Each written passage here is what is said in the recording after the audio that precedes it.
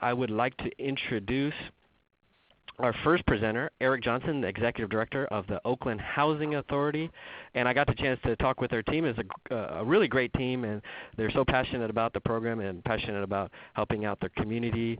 And Eric Johnson has been the Executive Director of the Oakland Housing Authority since 2010, and he will can start presenting. Take it away, Eric.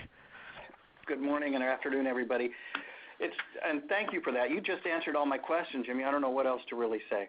We'll give you some overview, but one of the things I wanted to start with, because a lot of times the people, and I think the people on the call work in the communities, as we all have very personally, and we know how impacted they may be, and we don't know necessarily where to turn or what to do to address mostly for us the food insecurity of our families.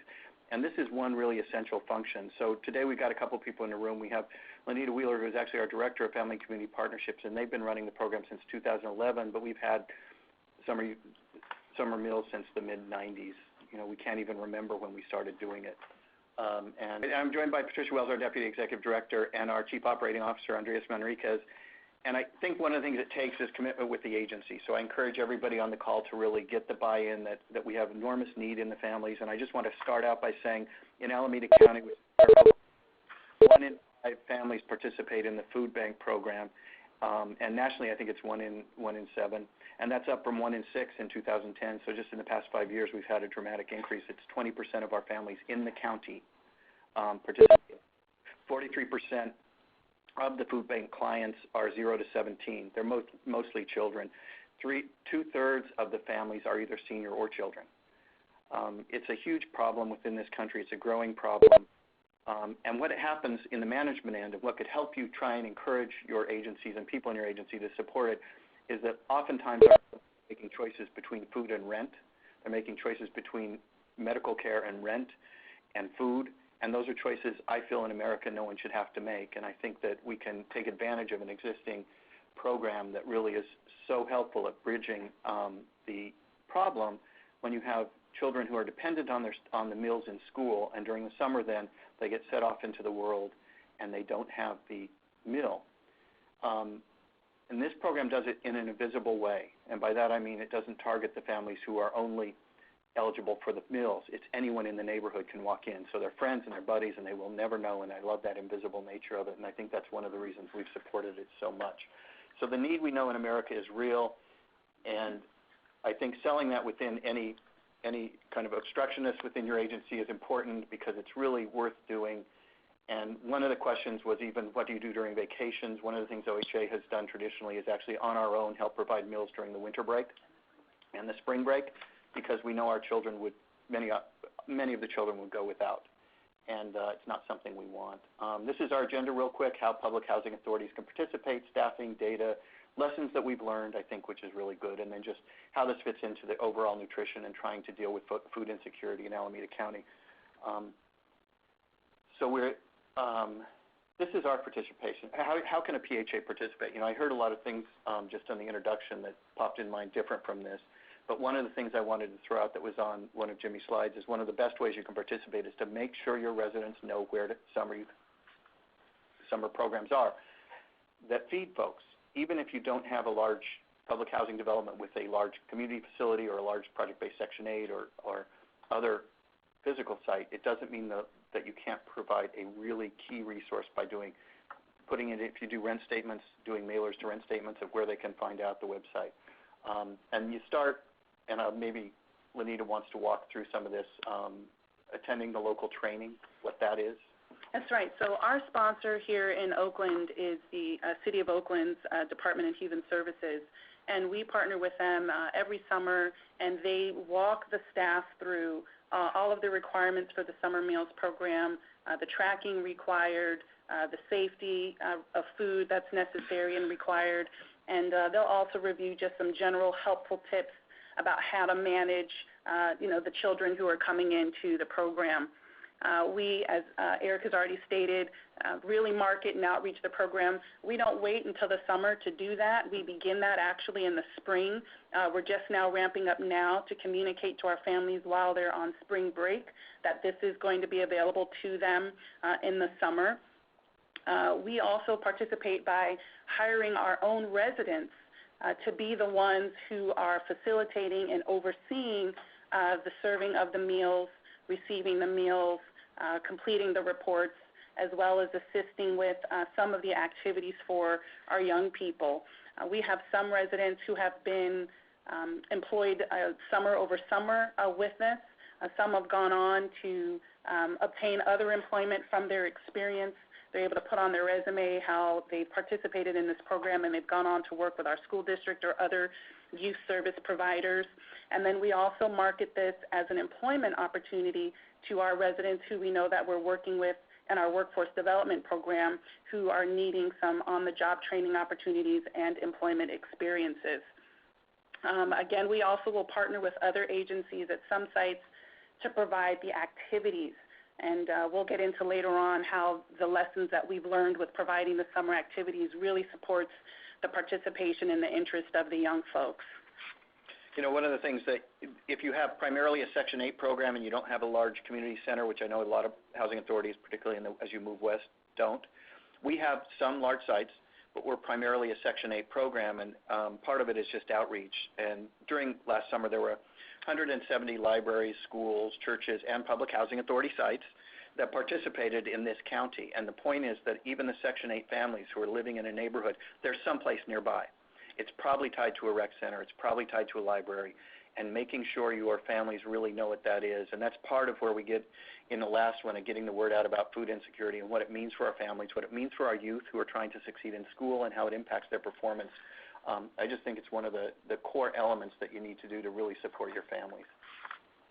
In terms of staffing, Lenita can talk a little bit about how we support it with our staff and the ratio and what you need.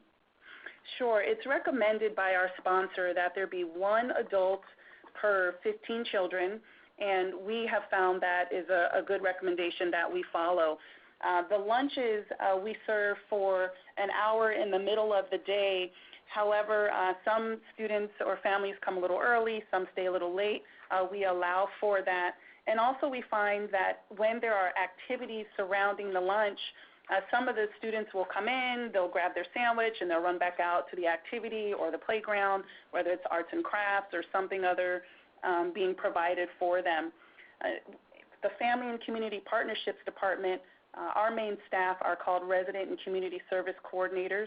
We have two of our own full-time staff who are dedicated to working with our sponsor, hiring our interns who are going to be working the program in the summer, and ensuring that all of the marketing and the outreach is taking place for the program. In addition to them, we'll hire 2 to 3 actual resident interns to be the ones who are overseeing the daily activities at each of our sites.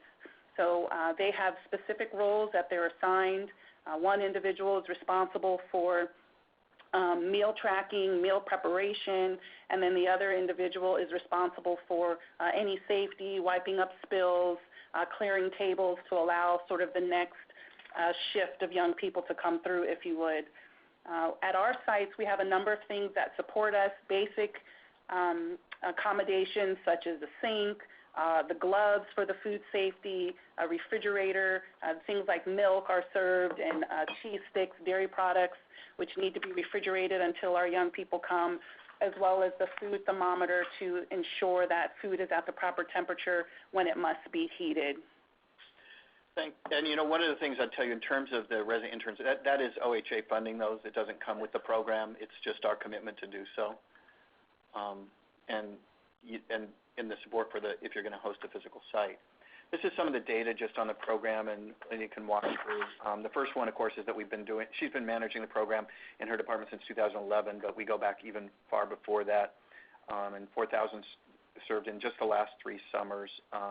One of the big points in her data analysis really has to do with about 10 to 15 children who are present at one time. So if you have a site that's feeding 30, 40 kids, they don't all walk in at once. And in the more successful programs, which we'll get to in the next slide, a lot of recreation and stuff is going on. And what they do is they run up, get their food, and they run back out to the playground. So it's not trying to have a big banquet hall for 30 kids, because you're never going to get 30 kids during the course of the time that you're open for the hour. And then the resident interns, you want to just go over the last few points, Lenita.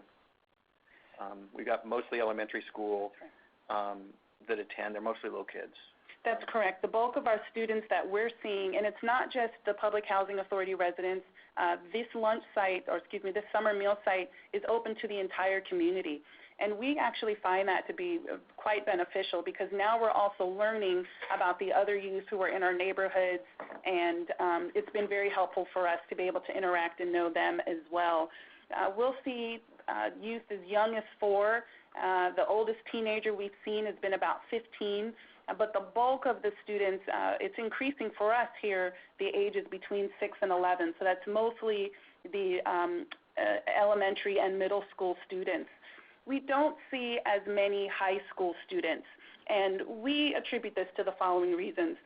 One, the meals program, it's balanced. It's got all the proper proteins and vegetables and fruits, dairy servings that are recommended. And we're finding that many of our teenagers would really much rather go to the local pizza joint or the local McDonald's or someplace and eat those types of meals instead of the healthy ones provided. That they often have their own money to be able to do that. And we also here at the Oakland Housing Authority support our young people in high school with youth internship and employment opportunities. And so many of those high school students are participating in those types of programs and not able to come to the summer meals, and they're earning income and being able to provide food for themselves. Good. So we're just going to talk through this next one. If you can see, it looks small on my screen, but it's looking at program years. If you look at summer 2013, summer 2014, and summer 2015, it gives you 3 public housing sites. What I'd say is Campbell Village is the first on the top of each 3. That is actually the smallest. That only has 156 units, which is really, in our world, a very small family site, I think, in terms of public housing sites.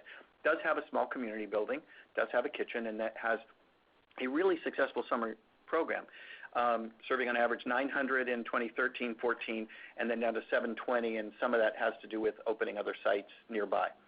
But that is successful, in my view, because it has a lot of recreation activities. Kids hang out there during the summer, during the breaks, and they run and get food. And it is also it's in West Oakland, and it's in an area called Lower Bottoms of West Oakland. Since I know you all know Oakland really, really well, but that area can be kind of an island. You really have to cross Mandela and go into other places to get services. So it operates as sort of a community center beyond just a public housing site. And I think that's really important in our view of the world, that we become very integrated as that our residents are integrated into the broader community, and this is one way the kids very much get integrated in the recreation that we provide there. The other one, just below it, is also in West Oakland by the West Oakland BART stop called Peralta Villa. That is our largest public housing site, 390 units, and you would think, boy, it should have a rockin' summer program.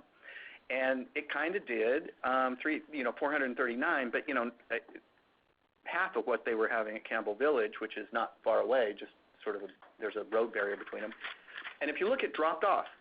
What we did in 2014, we just weren't getting the participation, and so we didn't have it in 2015 because there are so many sites around West Oakland that are doing this. And it wasn't that our families were not participating in the program. They were just not doing it at our center. So there were a lot of other recreation centers that they were hanging out at, and our building, was actually in our West Oakland office, doesn't have a lot of recreation or anything going on for kids. So it didn't support the program well. Campbell Village had a bunch of recreation, had video games and computer labs and basketball courts and things going on, and they had arts and crafts and things happening. That attracted the kids and kept it live.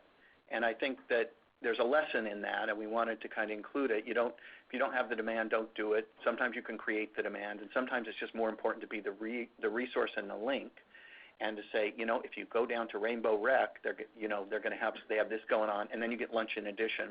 The other last one we mentioned is just Lockwood Gardens, and Lockwood Gardens has a growing program.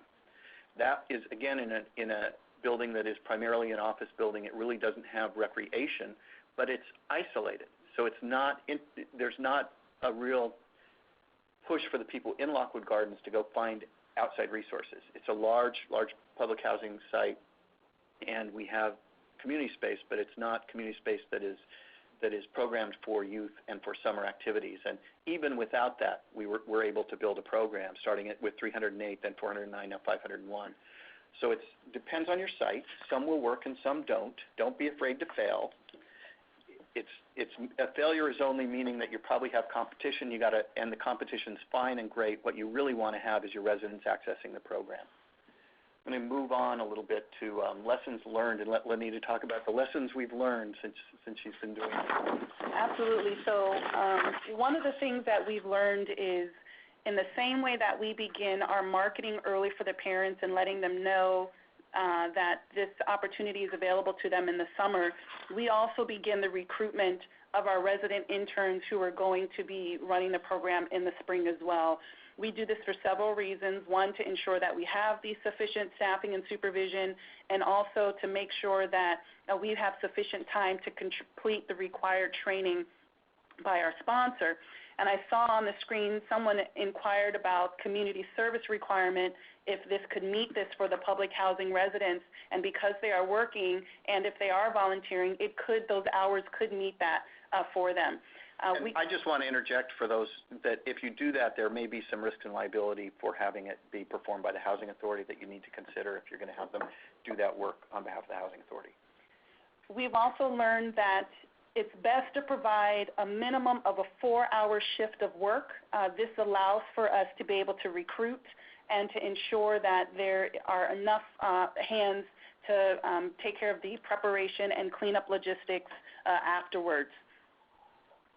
We've already reviewed how this provides training experience for our families, and it's been discussed at length how having this around other activities available for the young people increases the participation, it reduces the stigma. We've learned over time that young people, if all you have is just the meal, young people are reluctant to come and be known as, those kids that need the lunch provided to them, because it's really having them to stand out at that point.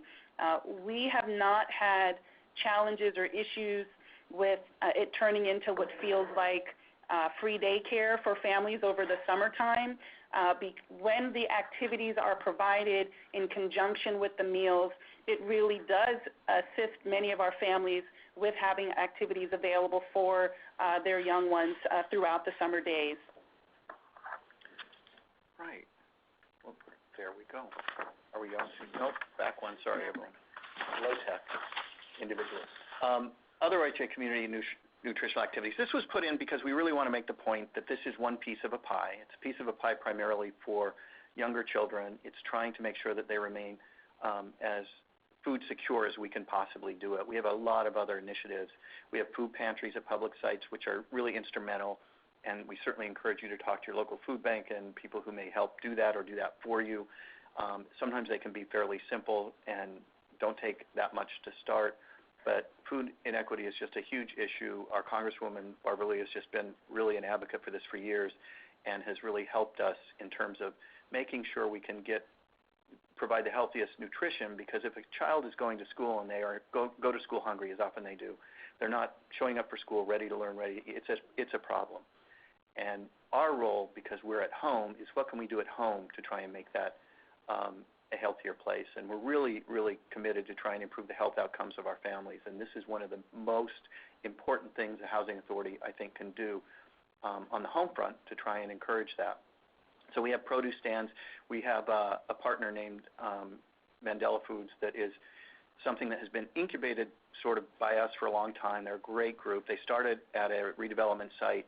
Our first Hope 6 is Mandela Gateway, and they opened in a space there, and they've expanded and grown. They're really terrific, and Dana, their executive director, is really committed to food equity issues and employment issues around that. And they've been so instrumental in helping us get fresh vegetables, fresh food to our residents in places that it doesn't exist. Most recently, we had a produce stand open in a senior site that is a really wonderful site, but it's very isolated. You have to travel very far to get to a market. And although we may have some transportation, it was difficult. And so last summer we did one program which had the vegetables come in, and they had cooking classes, which the seniors really loved. So this year we opened up a mini farmers market, and that it was Mandela Foods that did it. And I think everybody can kind of Google and find those partners. They're really worth having. health fair for community partners is also important. You want to talk about that, Lenita, just to bring in? Absolutely. So we will periodically receive notification that another agency or nonprofit or nutrition-oriented organization is hosting a fair, and we will, in the same way, market out to our families, let them know that this is available to them, especially if they're going to have any opportunity with being introduced to fresh fruits and vegetables or the opportunity to purchase fresh fruits and vegetables. We also partner with a local nursing college, and those students, as part of their coursework, will come out and at our food preparation sites and at our health fairs and during our food pantries, they'll check blood pressure. They'll review how to know your numbers with our residents. And these food pantries are also open to the entire community. We don't limit it to just our residents because many of the providers are community providers who are bringing the food. And we've even had some residents go so far as to allow the nursing students permission to complete home visits for them to check on them in the event that they don't see them at the food pantry. And we have also partnered with our local social services agency to periodically come out and enroll our families and review with them the eligibility requirements for the SNAP program, which is called CalFresh here in California. And we have found that to be very beneficial to ensure that they are having food on a consistent basis. They usually interact with us at an emergency, and we'd like to connect them to more long-term food provision if able.